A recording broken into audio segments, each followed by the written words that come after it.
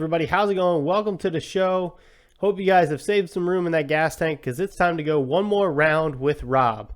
Here today, we're going to be breaking down UFC 259, Blachowicz versus Adesanya. Let me tell you what, guys, these prelims started off fast and furious. There were a ton of finishes on the prelim card. The main card got off to a start with some good action and kind of continued that way with some fights that are going to the decision. Some really wild stuff going on in the middle there too. So let's jump into this one and let's get going here. First fight I'm breaking down for you guys is number 11, Dominick Cruz versus Casey Kenny. This is a bantamweight division fight. And this was actually Cruz's first 3-round fight and first preliminary card fight since 2014, where he was matched up against Takeyo Mitsugaki, and he stopped him in the first minute of the first round. So, I think it was the two previous fights he had before that in 2012 were both main event spots. The fights that he has had since then have all been co-main events up until this fight. So he's been in championship level fights. So he's been in 5-round fights. Not worried about the gas tank. I just couldn't believe it had been that long since he had been in a 3-round fight at all. So let's get into it though. Round 1, Cruz comes out, starts with an early takedown attempt. Now this was interesting because Cruz is a good, very good wrestler. However, he hasn't used a lot of his wrestling offensively in his career. So he's been more of a defensive fighter to kind of, a defensive wrestler to kind of use his wrestling to stop from getting taken down, and then using his trademark footwork and his unorthodox stand-up to really wear on his opponents. So that early takedown was something that really stood out to me. Kenny sprawls, he defends it, he escapes the attempt, and then Cruz gets into that trademark footwork, that I had just mentioned before. So he's switching his stances. He's kind of coming square sometimes, which he does a lot of times, which is really crazy. But then he also just darts in another direction. So he doesn't really stay square too long, but he does come square, and it's definitely unorthodox for the manner of fighting. Cruz lands a good head kick though, about a minute in, and so it kind of catches Kenny's attention. Again, Cruz, to the best of my knowledge and the best of my memory, hasn't thrown a whole lot of head kicks. Like, he doesn't have a whole lot of head kicks in his highlight reels there. He's more of a body kick, especially low kick kind of fighter. He doesn't even throw especially too many body kicks. He's definitely a low kick type of fighter. But again, that kind of, that offensive takedown and then that head kick, maybe it was just something to say, hey, let's give Kenny, something different to look at that maybe he didn't see on tape that really might get into the mind of Casey Kenny here. So he uses those two different techniques pretty early in the fight. Like I said, good footwork as he always has. And then he starts mixing up his low kicks and his body kicks, which is kind of more of his style anyway. Kenny does better in the boxing aspect for a good portion of the round, in my opinion. I think he realized that Cruz was going to be able to use his footwork to make his kicks land better. But I think Kenny definitely kind of stepped in there and tried to be the better boxer in this aspect of it. And he's definitely trying to catch Cruz off of some of those kicks, but Cruz's speed and his footwork's just not letting him have a lot of success with that. Like I said, that footwork and speed of Cruz is really unorthodox, so it does give a lot of guys trouble. And it leads to situations like this where Cruz lands an overhand right with about 2 minutes left in the round. So that like I said, the footwork that he has leads him to those kind of successes. Now, Kenny, though, lands a good calf kick with about 1 minute and 20 left in the round. So I think that was, Henry Cejudo in his fight with Dominick Cruz this past summer really used some calf kicks to kind of slow down Dominick Cruz in the length that their fight went. And I think a lot of people have caught on to that. I think a lot of people saw that and said, hey, that's something that we can use against this guy because he has unorthodox footwork and speed. Let's try to use those calf kicks to slow him down. And it's not just against Dominick Cruz. We've seen this against tons of other fighters. So that calf kick really works. And Kenny that is able to land those calf kicks quite a few more times before the end of the round, and then he lands a couple of body kicks as well closer to the end of the round. So he does a little bit better with his kicks closer to the end of the round. But I think Cruz really applied more pressure in the round, and he definitely kind of controlled the pace throughout the round. And I think just overall throughout the entire round, he had the better striking. So I gave him round 1, 10-9. Round 2, Kenny comes out and he throws a punch combo. Most of it doesn't land. Cruz kind of ducks and dodges it or covers up for it. So most of it doesn't land, but he's going out there and he's saying, hey, I'm going to put output against you too. Like, I'm not just going to stand here and, you know, we're not going to go tit for tat. We're just going to, I'm going to come out and I'm going to put pressure on you too. Like, I'm not going to just let you press me. And then he goes right back to the calf kicks, which is great strategy for Cruz. Like I said, that unorthodox footwork that he has, definitely, you know, if you land those calf kicks, they're going to be detrimental to that footwork. Cruz tries another takedown. Again, not his commonality there for offensive wrestling, but, you know, the first 2 rounds, he goes for an offensive takedown. So he tries for this takedown about 30 seconds into the round. But again, Kenny sprawls, defends it quite easily.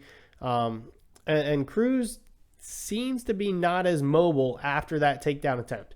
And I think it was more from the calf kicks of Kenny than it was from, you know, Kenny stuffing the takedown and Cruz not really having a lot of energy. I think it was more the calf kicks that Kenny was landing were starting to wear a little bit on Cruz's ability to keep his footwork going. Also, you know, so he's not as mobile, and this is also leading him to stand in front of Kenny a little bit more, which with Kenny having some of the better boxing in that first round probably gave Kenny a little bit of confidence in this round too. But Cruz starts to land his left hand better in this round than he did in the first round. Now, along with that unorthodox footwork, Cruz also throws a lot of looping hooks. He's done it throughout his career, and I think the looping hooks land better for him than they do other fighters, strictly because he has that unorthodox footwork. So and quite frankly, he has unorthodox body movement too. He does a lot of head movement, like up and down. He'll almost like bend over at the waist, like he's bowing at some portions of the fight. So I think because of that unorthodox footwork and movement and everything, those looping shots have done better for him overall in his career. So that left hand really starts to loop in and start to land on Kenny. But Kenny's starting to do better at backing Cruz up. And again, up to the cage, that is. And I think that's because of the calf kicks. Cruz wasn't able to move as well out of the way. So he was, you know, but he still has success moving out of the way at times. So I don't want to say that he absolutely was taking away Cruz's footwork, because that wasn't the case in this fight. But he took away a little bit of it. So Kenny's actually able to get him backed up against the cage a little bit better. And his low kicks are still having success, which is, like I said, going to take away from Cruz's movement. Cruz lands a good punch combo, though, with about 1 minute and 45 left in the round, gets Kenny's attention, and then he uses that upper body movement that I just spoke about to make Kenny miss. He's really using the kind of a bob and weaving kind of style. The duck downs, all that kind of stuff. He's making him miss. They both get into an exchange here in the last minute of the round. They kind of go almost kind of back and forth kind of thing. In the last 10 seconds of the round, there ends up with a scramble. Kenny locks in for a guillotine choke. The round ends. I don't want to say Cruz got saved by the bell, because it looked like Kenny had it in pretty well, but I don't think Cruz felt in any danger with it. So I don't think, you know, I don't want to say for certain, but I don't think it would have finished the fight if they had another 15, 20 seconds anyway. So in my opinion, I gave Cruz the slight advantage in round 2 as well. I gave him a 10-9 score. Just barely, though. I think his ability to make Kenny miss with his ducking and dodging kind of thing there in the second half of the round, and then him starting to have better success with his striking off of those misses in that round, just gave Cruz the slight edge. Round 3, Cruz comes out and he's throwing those looping hooks that I talked about before. And again, he tries another takedown attempt. Once again, unlike the other 2 times, he's able to get Kenny down this time, and he gets right into side control. Stays there for about 2 minutes of the round. Not a whole lot going on, really just kind of Cruz controlling him. He lands a couple of shots here and there, yes. It's not just him laying completely on top of Kenny for about 2 minutes there, but he's not landing a lot of strikes kind of thing. So then with just over 3 minutes left in the round, Kenny gets up. Like I said, he took minimal damage on the ground, and Kenny's evading a lot after getting up. So Cruz is really starting to kind of up his pace a little bit, and Kenny's shots he's throwing them, but they're very labored at this point. He's still trying to walk Cruz down, but those shots that he's throwing are just labored. You can tell he's tired. He's getting tired if he's not tired already. Both guys are landing good shots with about 2 minutes left, just under 2 minutes left. Both of them appear, tired, and they're definitely throwing more labored shots than they were in the first round, and even the second round. They just seemed really, or not, I don't want to say really tired, but they seemed tired in the third round there. Cruz, though, still able to use that good upper body movement to dodge Kenny's shots, and he actually gets another takedown with about 45 seconds left in the round. And Kenny at this point is just trying to hold Cruz to keep him inactive, so the ref will stand them up from lack of activity on the ground. But Cruz is landing some decent shots all the way up until the end of the round, so they never get stood up. So those last 45 seconds is really just Dominick Cruz controlling Casey Kenny on the ground there. So due to the 2 takedowns that Cruz got in the round, plus the striking was about even to me, so those 2 takedowns were enough to get have me give Cruz the nod for the third round, 10-9. So I had all 3 rounds for Cruz. 30-27 would have been the overall score for him. Now, I will say I can see Kenny getting a round scored for him, especially the second round, because that round was pretty close. And I think there's an argument to be made that he won that round, but I just thought Cruz got all 3 rounds in my opinion. Let's see what the judges said. So two judges had it scored for Dominick Cruz. One had it 29-28, and the other had it 30-27. The third judge had the fight scored 29-28 for Casey Kenny. So Dominick Cruz gets the split decision win. Good fight out for his first fight back in, I want to say in a year, but it really hasn't been a year, which is, again, a little different than what Dominick Cruz's career has been recently. He didn't have any injuries in between his last fight and this one, which was great. But like I said, I could see Kenny getting the second round scored for him. Possibly the first round, but I just thought Cruz did enough to edge it out on him in that round. But round 3 was definitely Cruz's round with those 2 takedowns, the ground control time, the little bit of strikes that he had while he was on top there. Obviously, the third judge saw, I would assume, the first 2 rounds for Kenny, that last round for Cruz. I haven't seen his scorecard, but that would be my guess. And then the first judge saw 2 of the rounds to Cruz. Again, I don't know which 2 rounds, but my guess would be the first and third if I had to pick 2 rounds for Cruz and 1 for Kenny. And then that second judge saw all 3 rounds for Cruz, as I did. I don't know who Cruz gets in his next fight. I don't think he should see a guy in the top 5. I think maybe a guy in the 6 to 10 range would be good for him. But he has that name factor, so he very well may get a guy in the top 5. Kenny, on the other hand, I think, he came into the fight unranked, but I think he should at least get the number 15 guy next, if not the number 14 guy. I don't think his performance, warranted him not fighting someone that's ranked in his next fight. Just because he lost the bout, he had a great fight with Dominick Cruz. Dominick Cruz is just an awkward guy to fight because he has that unorthodox style.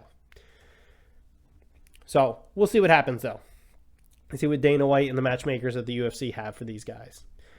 The next fight. So that was the last fight on the preliminary card, the Dominick Cruz Casey Kenny fight. It was the last fight on the preliminary card. Normally, like I said to you guys, I'll give you guys 2 fights from the preliminary card, 3 fights from the main card. This time, I only gave you the one from the prelim card because the 3 fights that we have on the main card are all championship fights. So this might be a little bit of a longer episode, so I wanted to just narrow it down to 4 fights. Let's get into this first championship fight so we can get the ball rolling here again. First championship fight was in the bantamweight division. It was the UFC bantamweight champion Petr Yan taking on the number 1 contender Aljamain Sterling. Now, this is a fight that was, in my opinion, should have been made when Petr Yan fought Jose Aldo in July on Fight Island for the bantamweight title. I thought it should have been Aljamain Sterling in Jose Aldo's spot to fight Petr Yan. The UFC chose to put Jose Aldo in there instead. So, thankfully, Aljamain Sterling getting his title shot now. Let's see how it shook out. Round 1. Sterling comes out, and he comes out fast, like really quick, like just coming out, and he throws 2 quick kicks, one to the leg, one to the body, and then he stays with those kicks through the first 30 rounds. Like, guys, I don't know how else to put it for you, but he came out in this first round, and especially through the first, minute and a half, 2 minutes, maybe in the first, half of this round, he was quick. He was setting an incredible pace. So, like I said, he's throwing those kicks for the first 30 seconds of the round. Jan's just trying to stay on the outside, using movement to evade Sterling. I don't know if he anticipated Sterling starting off this quick. Certainly by his composure, I would assume that they had an idea that this might happen. So he's just trying to evade Sterling's shots and everything like that. Sterling lands a good flying knee, though, about a minute into the round. And like I said, he's just setting an incredible pace. Just setting an incredible pace. The worry was, can he keep this up for the whole fight, though? And especially when a guy comes out quick like that. And like I don't want to say that he was assuming that he could do what he did against Corey Sandhagen, where he came out and, a minute and a half later had him submit it and he walks out with a win. I don't want to say that he assumed that he could do that again, but he definitely had the confidence that he could do something early. And you could tell because he started out that quick. Jan gets a takedown about a minute and a half into the round. It's, kind of a more of like a tripping takedown. Takedown nonetheless. They have a little bit of some grappling going on. They both get back to the feet, and Sterling ends up landing another flying knee, and this one backs Jan up and, kind of wobbles him. It definitely gets his attention. Sterling then gets a takedown that Jan ends up getting Sterling's back as they were kind of scrambling and on their way back up to the feet. So Jan kind of slips around to the back, and he does this quite a few times in the fight as well. So he grabs back control with them both standing. They separate, and off of that separation, right after that, Jan lands a good right hand. It drops Sterling. There's about 2 minutes left in the round. About 30 seconds after that, Sterling gets back up to his feet. So 30 seconds after that, Jan sweeps Sterling's legs out from under him with a good low kick. So that definitely, those 2 instances there definitely caught Sterling's attention.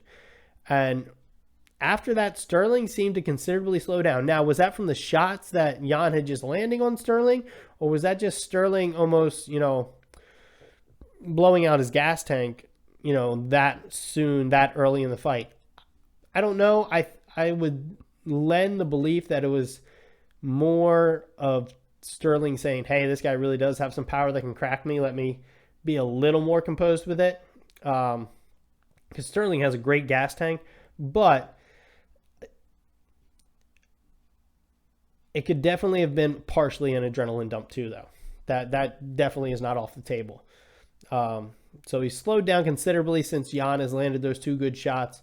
About 30 seconds left in the round. Jan gets a takedown, but Sterling reverses the position and ends up throwing a couple of knees while they're in the clinch. So Sterling reverses the position. They kind of end up scrambling back to their feet, so to speak. And Sterling kind of has Jan up against the cage, lands a couple knees to end the round. Overall, though, I thought Jan's effectiveness in the second half of the round, especially after dropping Sterling, was enough to give him the nod 10-9. I understand Sterling came out and he started quick and he was landing some good shots, but Jan's right hand that dropped Sterling and then the leg sweep were really the two big parts of the round that were that made a bigger impact. So round 2, Sterling comes out. He's a little more composed. He doesn't start off as fast as the first round. And Jan comes out composed, almost tactical again, like he did in the first round. Sterling throws a head kick attempt, has a head kick attempt where he slips, and then Jan steps in and starts chopping at Sterling's legs with leg kicks, which is with how Sterling started out, not a bad game plan for Jan. Jan kind of then, doesn't engage as much, almost kind of takes a step back. The ref pauses the action so that Sterling can get back to the feet, and the fight kind of restarts on the feet. Jan, then about 30 seconds after that stand-up, stuffs a takedown attempt from Sterling. Jan was stuffing Sterling's takedown attempts pretty easily throughout the night. So he stuffs the takedown. The two end up back to their feet, but still kind of in a clinch. And that's where, Sterling is able to press Jan back up against the cage, keep pressure on him. And they kind of stay there. They both kind of land little shots here and there, nothing big, but still some shots nonetheless. They're there, they're pressing, they separate, and that's about the halfway point of the round there when they separate there. They soon end up back in the clinch, up against the cage, again with Sterling pressing Jan up against the cage. Jan this time, though, lands a good, sneaky knee that kind of slid up through the middle of Sterling's guard that he had there. Lands, like I said, lands the good knee. There's about a minute left in the round. And that knee really definitely caught Sterling's attention. So then the last 45 seconds of the round, the two mostly strike. There's a little bit of grappling there at the very end, but most of it is striking. Sterling, in my opinion, was landing a little bit more than Jan. So the round ends, and I thought because of the pressure they had in the clinch and the success that he had in the last 45 seconds, I think everything else throughout the round was fairly even, even with Jan having that good knee that slid up slid up in between Sterling's guard there in that second clinch portion. I still think I just thought Sterling took the round 10-9, so I had it 1-1 going into round 3. And to start round 3, the two come out and they exchange low kicks. So Jan throws one and then Sterling throws one, or it may have been Sterling to throw one and then Jan. Don't remember the exact order, but either way, both men throw leg kicks. They both land with them. So they both are like, hey, let's start, chopping this man at the leg. Not a bad idea, especially for Sterling, since Jan was having pretty good success in the stand-up game with him. Jan lands a good left hand about 45 seconds into the round, though, and definitely, again, catches Sterling's attention. And that was kind of, how the fight went was Sterling could land on Jan, but there were the times where Jan landed on Sterling where you're like, ooh, that had definitely more oomph on it than Sterling's been able to land on him. So that's shows just Jan had just a little bit more power, at least on that night, than Sterling. The two are doing much more striking so far in the round, up to about the minute and 30 in mark. So into the round mark, that is. So they're doing much more striking that round.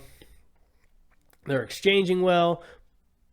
But where it kind of where it was interesting to me anyway was when they exchanged, one guy would throw, the other guy would just cover up and kind of wiggle this way, like he would cover up and kind of do something like that until the guy was done throwing, and then the other guy would throw, and the first guy would do the same thing, just boom, kind of cover up and just kind of shuffle backwards kind of thing.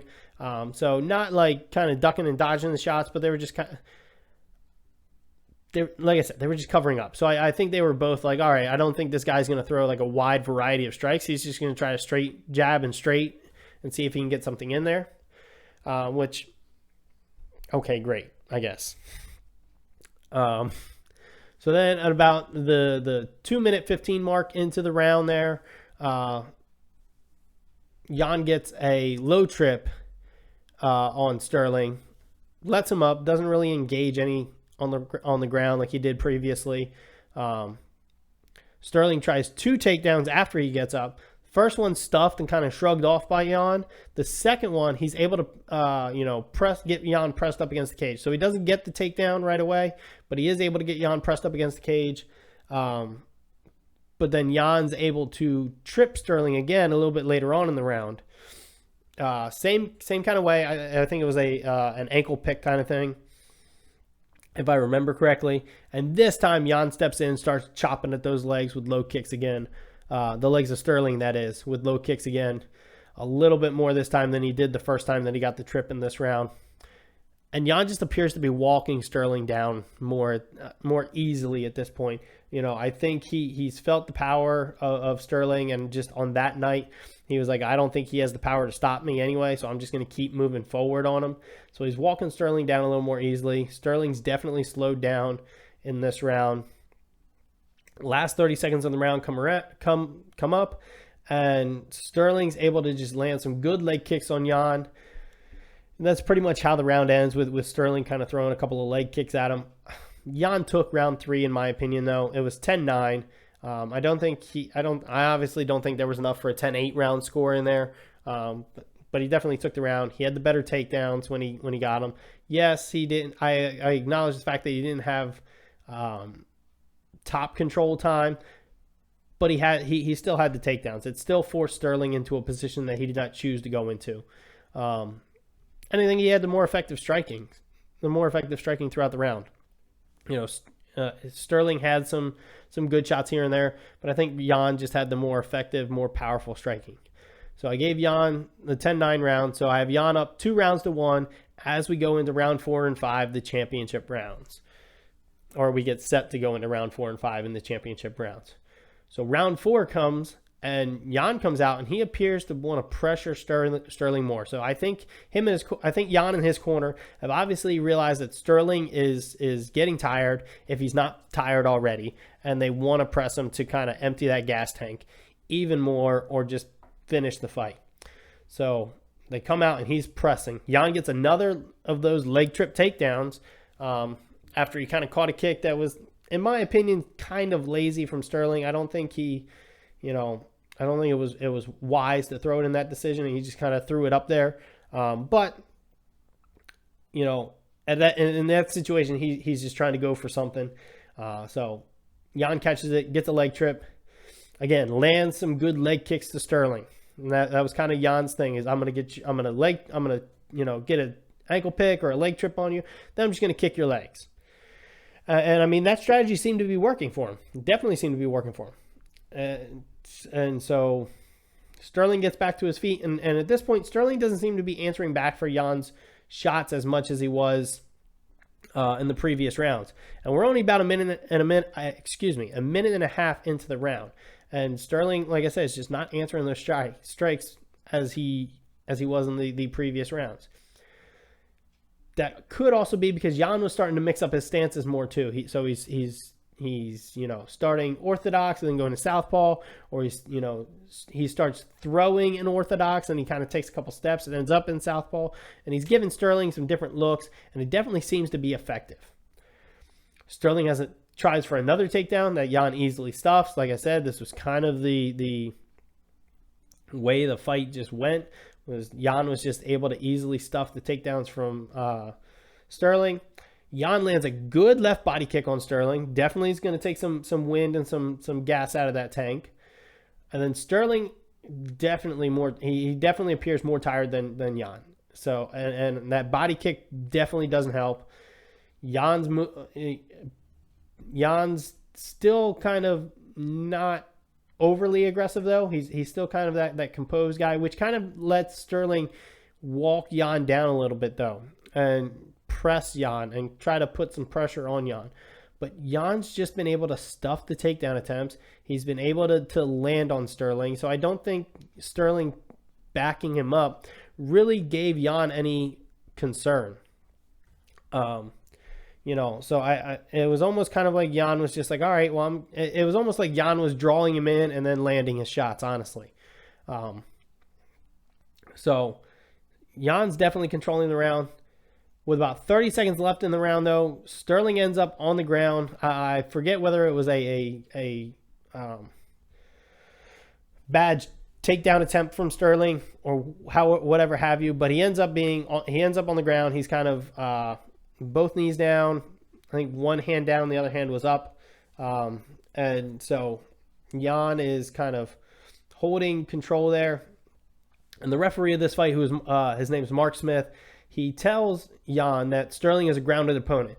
So real quick, grounded opponent in any state or any area that is under the unified rules of mixed martial arts, a grounded opponent, if you have two knees down on the ground, you're a grounded opponent regardless. Doesn't matter.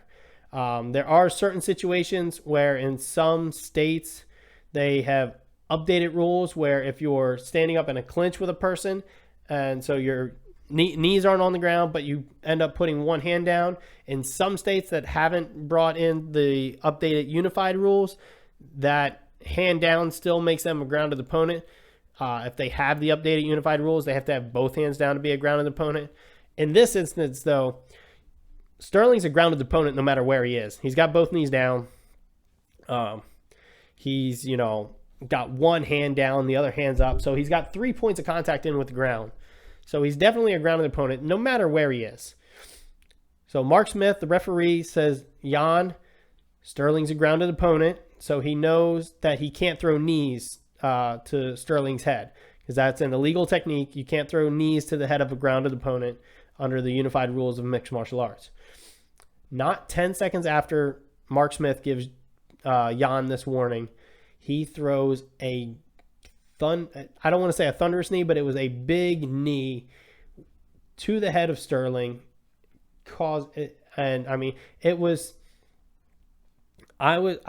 Watching the fight, he threw that and I just went, oh no. Like it was a hard knee.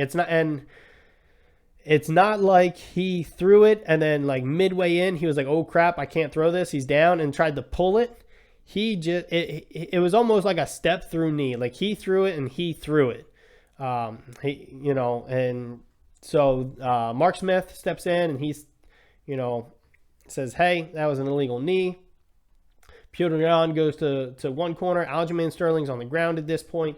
Mark Smith, the referee, brings in the ringside physician to take a look at him. And Mark Smith kind of explains. He says, look, I warned him. He threw it anyway. This makes it an intentional, illegal technique. So he's talking to the ringside physician, that is. He says, so if Aljamain Sterling can't continue, it's going to be a disqualification for Piotr Jan. They kind of go through. They're looking at Aljamain. He's talking to the doc, and they're trying to figure everything out. At one point, Aljamain says, he tells the ringside physician, I feel better when I'm laying down than when I try to sit up. So, just for some of you guys that don't know my background, another portion of my background, other than being a martial artist growing up, I'm a certified athletic trainer, so I deal with sports medicine and sports injuries all the time. When someone tells me, and especially concussions is one that we harp on a lot in a lot of our training. When someone tells me that when they're laying down and they go to sit up, that bothers them, that's an automatic trigger to me that something's going on in the brain that isn't normal, that shouldn't be happening. So rightly, the fight's waved off. It's stopped. Aljamain Sterling is your winner by disqualification at the 4-minute, 29-second mark of round number 4. He is your new UFC Bantamweight champion, and this is actually the first time in UFC history that a title has changed hands by disqualification. Not the way anybody wanted this to end. Not the way Sterling wanted it to end. Not the way Jan wanted it to end. Not the way Dana White and the UFC wanted it to end. The UFC as an organization wanted it to end. Not the way that the fans, including myself, wanted this to end. But it was the right decision. Piotr Jan intentionally threw an illegal technique after he had been warned no more than 10 seconds before that he was a grounded opponent, that he was a downed opponent. You couldn't throw knees to the head. He was warned Like I said, no more than 10 seconds before. It was definitely, in my opinion, as well as the opinion of the referee, an intentional illegal technique. Whether or not the title should change hands on a disqualification is a discussion for another time. It was an intentional technique. Disqualification was the right call. I definitely think they're going to run it back, but with everything in mind, I want Sterling to take as much time as he needs to completely heal up from this before he even agrees to start training for another bout. There are some reports that Dana White, and he did say this at the press conference, but he came out and he said that Aljamain Sterling had been cleared at the hospital, and that there was, according to Dana White, nothing wrong with him. Where that gets tricky is most likely at the hospital. What they did was they took an x-ray and a CT scan, and unless there was a brain bleed, they possibly took an MRI as well, and unless there was a brain bleed in the area, those scans aren't necessarily going to show anything. The concussion is not something that will show up on a imaging scan like that. The man is definitely has a concussion. I understand he did some things, and people are like, oh, well, if he had a concussion, he wouldn't be doing this. Concussions affect people differently. Symptoms subside differently for different people. The man definitely has a concussion. He needs to take his time and rest and recover from that. All that being said, I think the ringside doc took a little too long to call the fight off.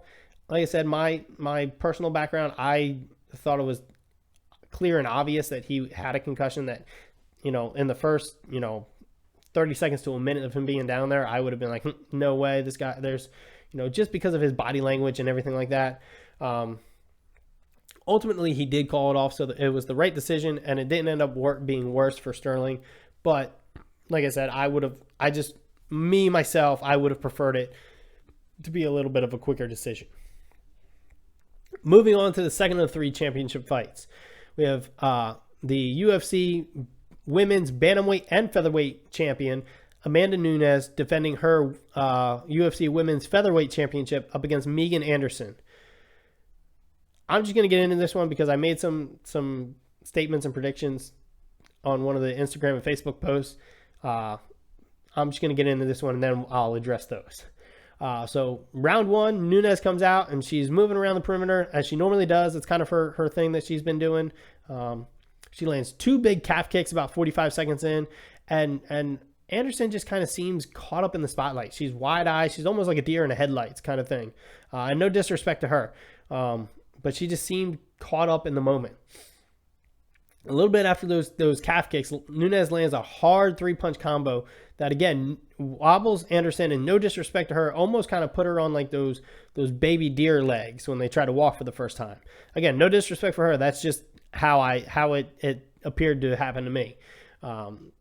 Nunes then lands another good right hand and a low kick. She secures the takedown, immediately takes Anderson's back, starts landing some hard strikes. I thought it could have been over there. The referee, thought Anderson was doing enough to defend herself.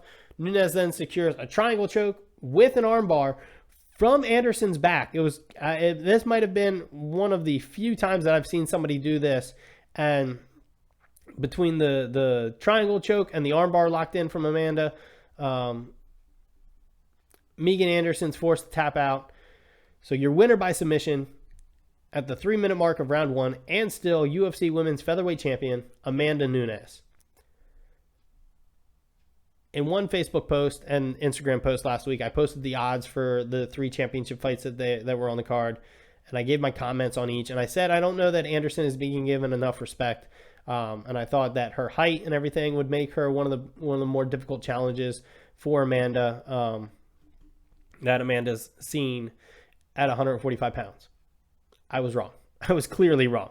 This might have been one of her easiest 145-pound fights that she's had. I was wrong. Nothing more than I can say about that. And I wasn't trying to take anything away from Amanda either. I just thought Megan Anderson was going to have a little bit of better success because she had that height advantage on her. Amanda said, no, boy, that's not going to happen. So all props to her. Great job, doing what you could do, Megan. You got caught. It happens in the sport. I don't know who's next for Amanda Nunes at either 135 or 145 pounds. I think at 135 pounds, she's a little bit too big for the girls there. And I think at 145 pounds, I don't know. At 145 pounds, Chris Cyborg was supposed to give her the biggest challenge that Amanda Nunes had in her career. And she knocked her out in under a minute.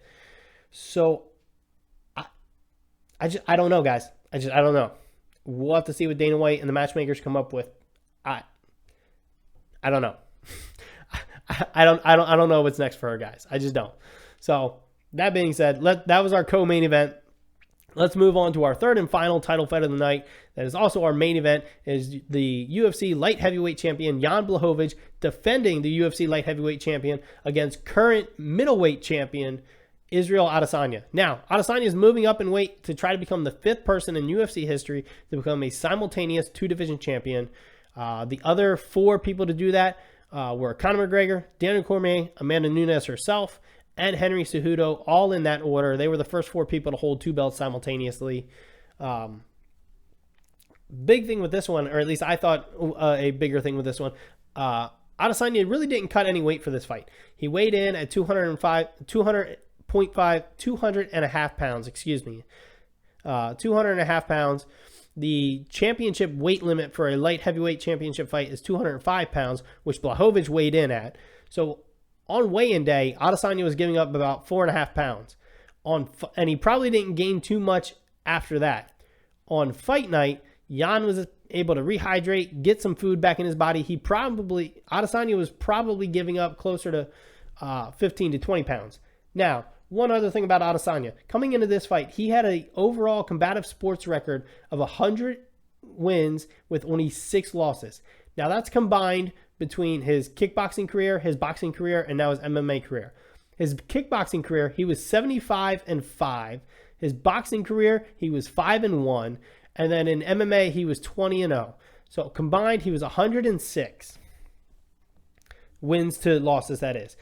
And while he was kickboxing, he moved up from what would be he moved in between, that is, what would be a middleweight division in the UFC, light heavyweight division, and heavyweight. So he's fighting the bigger guys was never really a concern to him. Like he would do it, and obviously he at least had some success with it, only having 5 losses and 80 bouts. So let's see how it would affect him in a mixed martial arts contest. Round 1, Blachowicz comes out, takes the middle of the octagon. Adesanya kind of takes the perimeter as he normally does. Kind of par for the course for these two fighters, honestly. Both men through the first minute are just kind of, they're kind of throwing shots to find their range. They're not really trying to have any pop or anything on them. They're just trying to find the range. Adesanya's switching stances to see if an orthodox stance or a southpaw stance is going to bring him better success, or if just by switching stances is going to kind of get Blachowicz uncomfortable and give him more success. Blachowicz, he's really trying to land punches off of like explosive bursts. So he'll sit there for a second, and then it'll be a 3 or 4 punch combo, boom, boom, boom, off of an explosive burst. Adesanya's really kind of taking a more calculated, almost stick and move kind of approach to it. Both guys, though, landing good leg kicks. So I think Adesanya's thing was, I'm going to try to chop this guy's, legs out from under him. I'm going to try to chop the tree down, so to speak. And I think Blachowicz's idea was, this guy's obviously going to have a speed advantage on me. Let me see if I can slow him down. Similar to a Casey Kenny to Dominic Cruz situation that was going on earlier that night. So both guys are landing good leg kicks. They're exchanging well in the boxing aspect as well.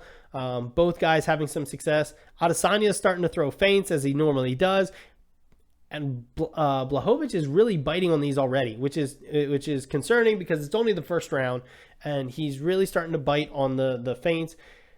Adesanya has a clear speed advantage, and so far is that advantage is definitely helping him, and I think that advantage had a lot to do with him not gaining excess weight for the fight. He just kind of stayed at his walk around weight.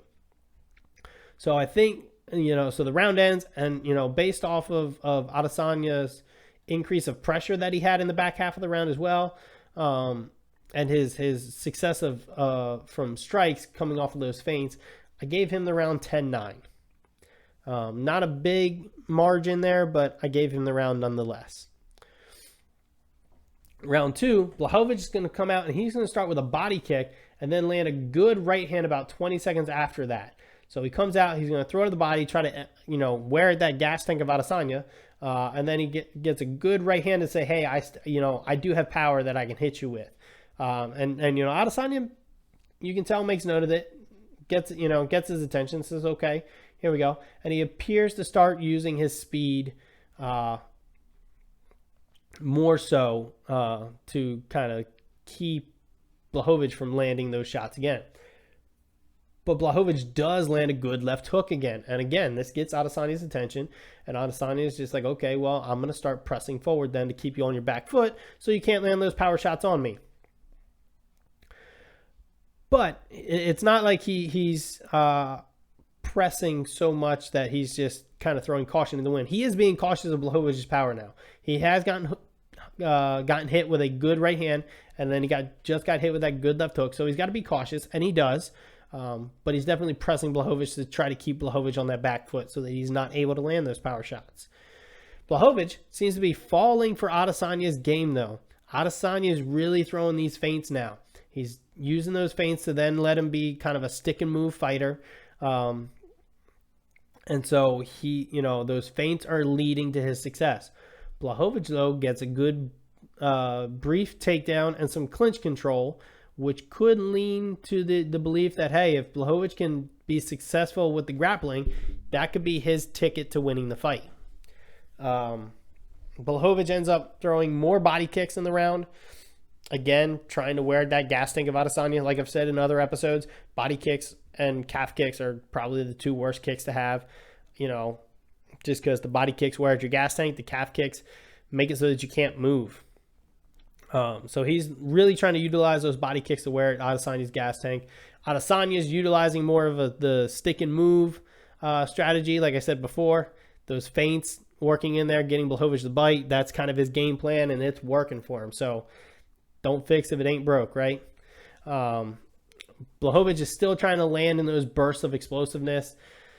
He'll get a shot or two in there every now and again, but it's not working as well as Adesanya's game plan for him. So Blachowicz definitely got to figure something out here. So outside of that takedown and brief clinch control that Blachowicz had, he wasn't really having as much success as Adesanya that round. Adesanya had the much better striking, in my opinion, or at least the more effective striking, in my opinion. So I gave Adesanya the round 10-9. Round 3, Blachowicz comes out, and he starts the round with a double jab. And I believe it was a jab to the head, jab to the body, so he's kind of changing up those levels, giving Adesanya something to think about. And then he makes good contact with the left hook. Again, he landed the left hook in the previous round as well. So the left hook might be a key for him to find success and a victory in this fight as well. He gets another brief takedown. Adesanya on his way back up and kind of separating from that, tags Blachowicz pretty well off of the break. But Blachowicz at this point seems to know that he's got to close the distance to be more effective against Adesanya, to be more effective with his striking, to be able to clinch and grapple with him. He knows that he's got to close the distance to be more successful against Adesanya. But Adesanya's striking and his feints are just making it difficult for him to do because he keeps biting on the feints. And when he bites on the feints, Adesanya throws the second strike that he really wanted to throw.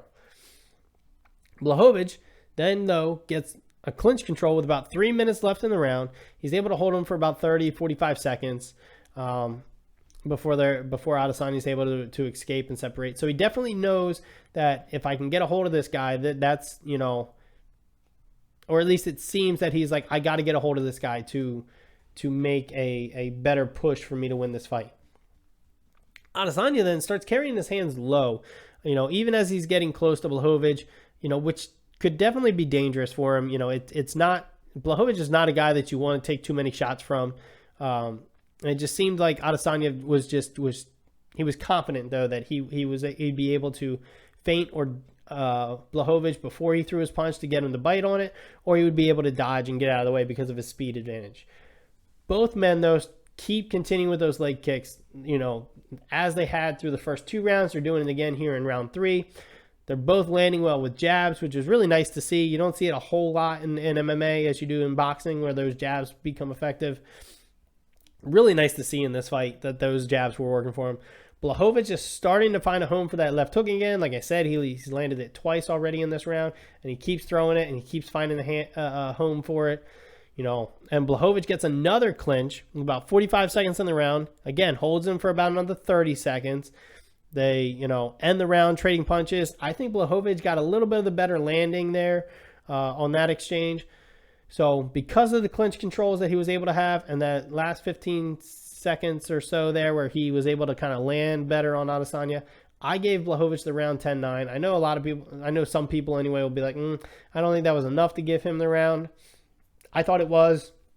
I thought, the clinch control was enough because he did it multiple times throughout the round.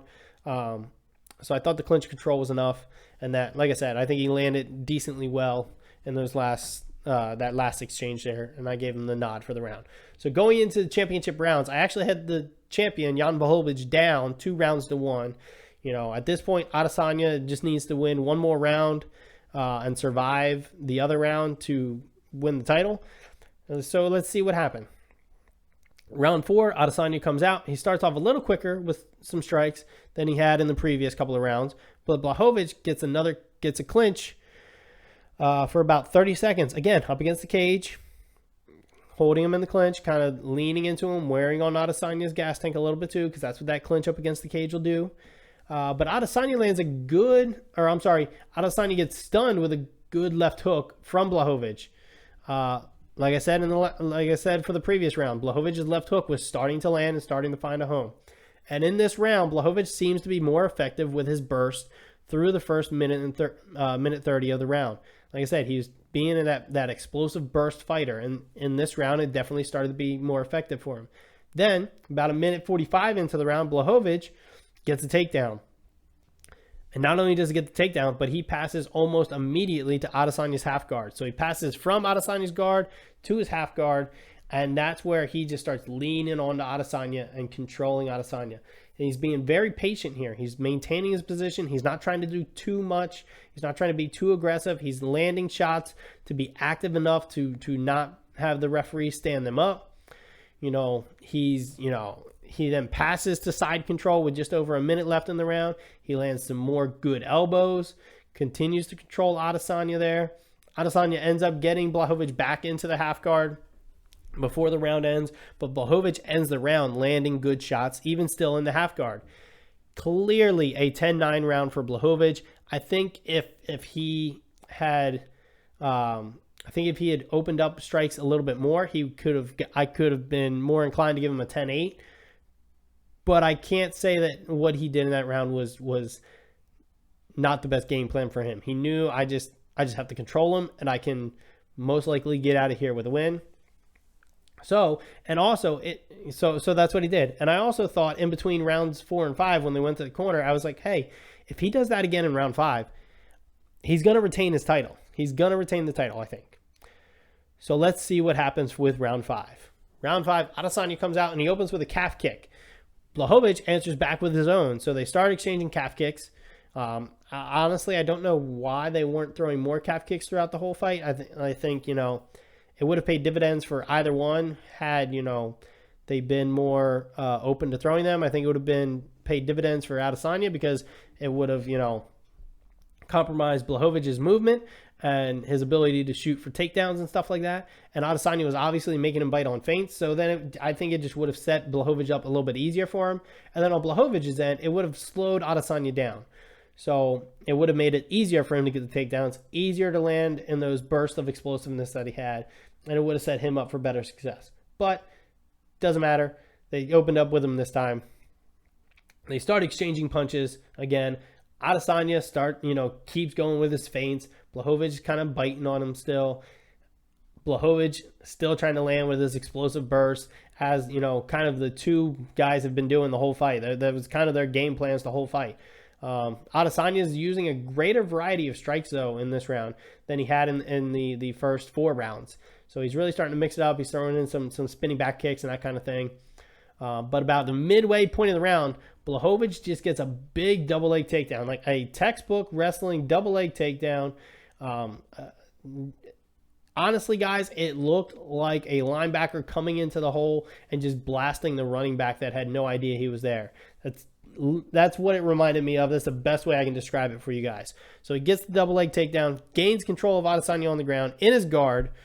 Adesanya tries to scramble to get back to his feet, but Blachowicz's pressure just keeps Adesanya on the ground. Blachowicz ends up in Adesanya's half guard again, starts applying pressure just as he did in round 4. He's landing the shots just as he did in round 4 to stay just active enough to not be stood up by the referee for inactivity. But for the most part, he's being patient. He's just kind of picking his spots on when he wants to throw and everything like that. Adesanya tries to explode out of the position with about 15 seconds left in the round, but Blachowicz's pressure just doesn't let him do that. He pretty much stuffs the escapes, so to say, stuffs the escape, ends up, finishing the round, throwing good, strong hammer fists. And again, because of the takedown, the ground control and pressure, the strikes throughout the round, and especially there at the end of the round, I think Blachowicz took the round 10-9, and I gave the fight 3-2 for Jan Blachowicz. I thought he should be, and still, UFC Light Heavyweight Champion. So, like I always say, what I think doesn't really matter. Let's see what the three people who were judging it thought, because that's what matters. The scorecards read 49-46, and then on one scorecard, and then the other 2 scorecards read 49-45, all for the winner by unanimous decision, and still UFC Light Heavyweight Champion of the world, Jan Blachowicz. I thought this was a great fight overall. I thought it was a really good fight overall. It was a great first title defense for Blachowicz. He had to overcome some adversity. He had to find a way to pull off the win, and he did that. And I thought Adesanya showed that he could definitely compete at the higher weight class with these guys. But his weakness in wrestling and jiu-jitsu and grappling as a whole was definitely exposed in those last 2 rounds of the fight. So whether he goes back and competes at middleweight, I know he was looking, if Darren Till can get past Robert Whittaker, I know he was looking at having Darren Till fight. He was looking at fighting Darren Till for the title at middleweight. Or if he stays up here at 205 at the light heavyweight division, he really needs to work on that wrestling and the jiu-jitsu portion of it. Otherwise, I think more guys are just going to, try to take advantage of that route. Not saying it's going to be easy for him, because it definitely wasn't easy for Blachowicz here. But that's the route that people are going to try to go with him. Overall, I don't know who's next for either of these guys. Like I said, Adesanya is looking at Till after if Till can get past Whittaker. But if Till doesn't get past Whittaker, Adesanya has really kind of fought all the top guys and beaten all the top guys in the middleweight division. So I don't know who they're going to bring for him as a challenge. I don't really think anybody's really come out as the front runner to be a challenger for Blachowicz at the light heavyweight light heavyweight division, either. So again, we'll have to see what Dana White and the UFC matchmakers come up with. So that's the show, guys. Let me know what you guys think about the breakdowns. If you guys had some differing opinions on some of the fights, if you thought it should have gone one fight should have gone one way, and I thought it should have gone the other, drop a comment below. We can have a discussion about it. If you guys have any fight cards that you're like, wow, I'd really want to hear Rob's take on some of these fights, again, shoot it, give it to me in the comments. Shoot it to me on in a message on Instagram or Facebook. I have pages on both Instagram and Facebook that I post on almost daily. If not daily, there's only maybe 1 or 2 days of the week that I miss that I don't post. And I make up for that by giving you guys multiple posts on the other days. But jump over there, like and follow those pages. Also, like, share, subscribe here on YouTube. Thank you guys so much for watching the show. It really means a lot. Hope you guys stay happy, stay safe, stay healthy. And until next time, congratulations. You just went one more round with Rob. Have a good one. We'll see you on the next show.